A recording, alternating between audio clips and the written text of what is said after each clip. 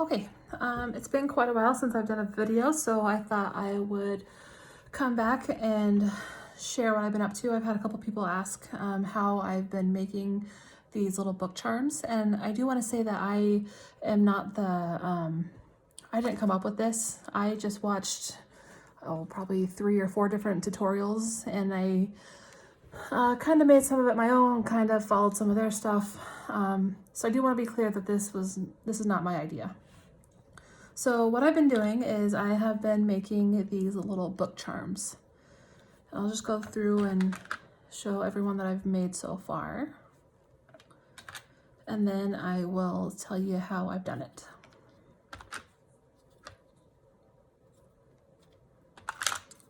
And then there's this one.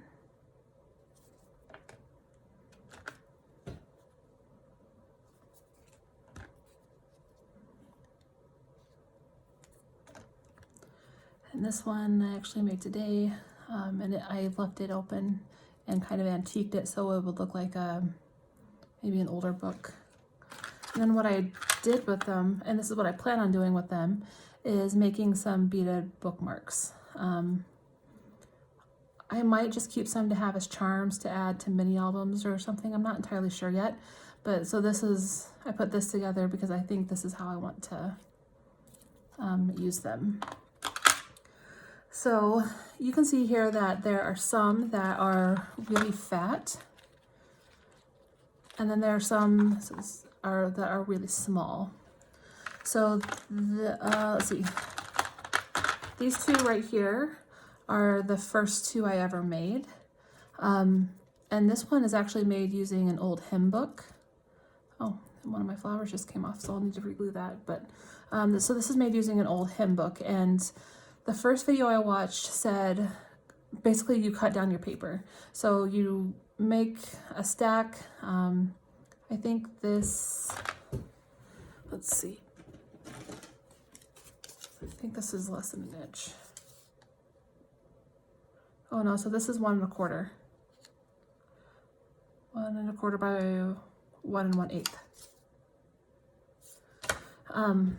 So you would take like a 1-inch strip and then cut it down. Well, it's really time consuming to do it this way. So then I started thinking, well, what else can I do? Then I remembered I have a square punch. So then I started making some that are square punches. So that's why you'll see that these are bigger and like more square. And I actually just took some scrap. It was actually like a notepad of some business. And I just started cutting a bunch of squares and creating a book that way. So now, the most recent ones I've done are these smaller ones. And these are actually taking a 1-inch by 10-inch strip and folding it in on itself. And I'll show you that real quick. So this is definitely like the easier way to go, but your book isn't going to be as bulky. So you can go this way and just make it kind of like a smaller charm, or you can go the punch route and make them as thick as you want. My daughter had a good idea that I should have like Velcroed this or used a magnet so then it could open, and I might try that. So this is what I'm talking about when I say that I used a 10-inch strip and I folded it in on itself. So you take a 1-inch by 10-inch strip, you start on this end and you score it at 1/2 inch because this is going to create a flap that will attach to your cover and back cover of the book. So then after you have your 1/2 inch mark, you go every 7/8 of an inch until you get to the very end. Now this is going to be, you can tell that it's a bit more than 1/2 inch. So I just like to take my scissors and cut it down a little bit.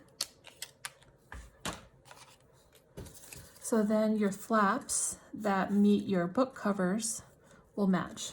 So then what you do is you would take some glue here and put glue on every other square.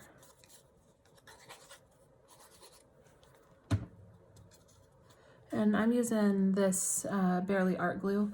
I really like it, and I really like that it has a precise nozzle on it.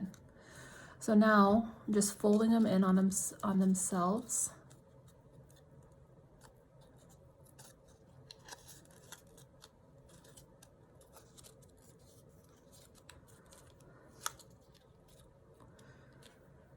So we just gotta hold it for a second.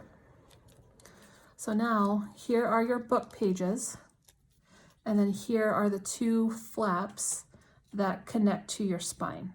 So if you've never made a mini album before, then this is probably going to be a little bit strange. If you have, then you're probably very familiar with how to make your own book binding. So you can do it several different ways. So this set of pages is done the exact same way, except I cut off my flaps here, because you can put your book together in two different ways, and I'll explain that right now.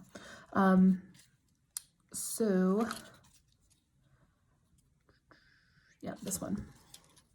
So if you wanted to do a book and you're not super familiar with book binding techniques, then what you would do is you would take, so whatever you want your book cover to look like. So you take patterned paper, you take, this is a brown paper sack that I distressed and covered with the Distress Oxide Chipped Sapphire, and I just used one of these brushes that you can get at the Dollar Tree.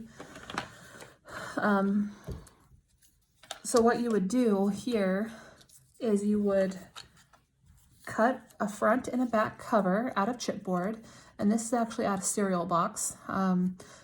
So basically any type of heavier weight material that you want to use. I didn't want to go like full thickness chipboard just because I didn't want it to be so bulky. I didn't want it to be so heavy, especially when you're trying to put it on something like this. So I went more lightweight, so I used a cereal box. So when you're making your own book, we'll just go ahead and do it faster.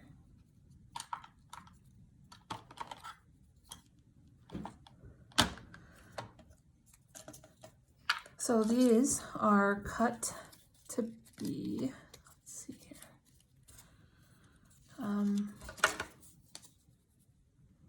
These are 1 by 1 1/4.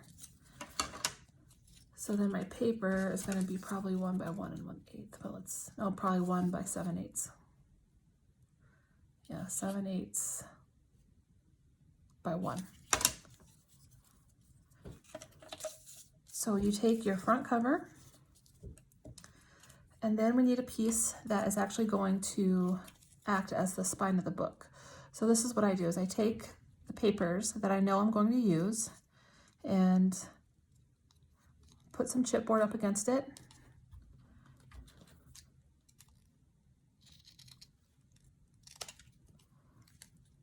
And basically make a spine the same height and width as our book that we put together.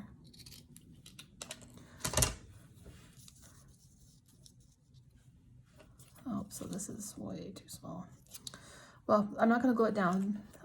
We'll pretend that this is the right size. So when you're wanting to put your book together, you have your front cover, your spine piece, and your back cover. And then what you'll do is you will glue these down. You will trim all the way around it. So you have about a half-inch gap between the top of your book, the side of your book, and the bottom of your book, because you want to have equal space all around it, so then you can start wrapping. So I don't know about you guys, but when I was in high school, we used to have to wrap our textbooks. So if you know how to wrap a textbook using brown paper sacks, then you'll know how to do this. If you don't, I would look it up. You can YouTube, make your own mini album, make your own book cover, stuff like that, and it will show you how to do that. So then once you have your book all assembled and you have your front and your back cover put together and you have it all wrapped, then at that point, what you're going to do is glue in your book. So you can do this several different ways. You can keep your two flaps here And your flaps will be glued to the front cover and to the back cover, and then the spine will be glued to the spine piece, the chipboard piece like this. Or you can cut off the flaps and have the book be a little bit more, so here's a good example. This book, the binding is only glued to the spine. So I can open it up, I can flip through it. This book, I believe, I have the flaps on it. So once you have the flaps on it, then you have to be a little bit more careful on how you flip through your book, because your pages are now anchored to your front and your back cover. Another way is if you don't want to go through creating a spine, what you can do is take just 2 pieces of whatever size your book is going to be. You cover them in paper, you wrap them in paper, however you're most comfortable doing it. So then you'll have your front piece and your back piece. And so what I did here is I don't have a chipboard spine. All I have that is holding my front and my back covers together is a piece of leather. Actually, this is pleather. So you cut it down to the size that you want, the size of your book, however much you want overlapping the cover and the back cover, and you glue them down. So now, because I'm going to turn these into charms, I actually cut a hole, or punched a hole using my Crop-A-Dile, and then I put in, totally drawing a blank on what these are called. But I put it in so then I can attach a jump ring and use it as a charm. Other things that I've done, so this is actually some more pleather. You can actually find these at Hobby Lobby in the ribbon section on rolls, and they're really cool and really fun to do lots of different things with. I actually have been making some like little tiny purses using this, and these are my scraps. Another fun thing to do with your books is glue down some lace. So like once I have my binding on, then I just added some lace, cut it down, and hot glued it.